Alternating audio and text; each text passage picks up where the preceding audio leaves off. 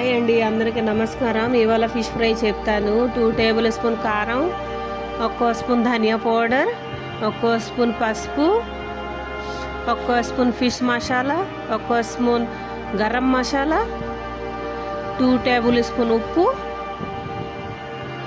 1 spoon అల్లం paste, కొంచెం 2 table spoon cornflour powder, కొంచెం ఫుడ్ కలర్ వేస్తున్నాను,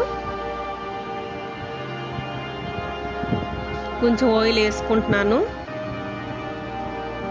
మీరు కూడా ఇలా ట్రై చేయండి, నేను చూపిస్తున్నాను అలాగా చేసుకోండి. చాలా చాలా బాగుంటాయి, మళ్ళీ ఈజీగా కూడా ఉంటుంది. కొంచెం వాటర్ వేసుకొని కొంచెం వాటర్ వేసి కలపాలి.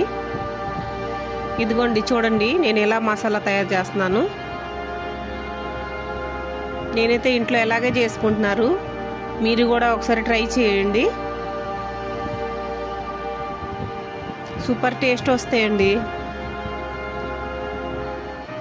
ఇదిగోండి మసాలా తయారైపోయింది. ఇప్పుడే ఫిష్ ముక్కలు తీసుకొని ఇలా కలపాలి. నేను చూపిస్తాను, అలాగా చేయండి. ఇదిగోండి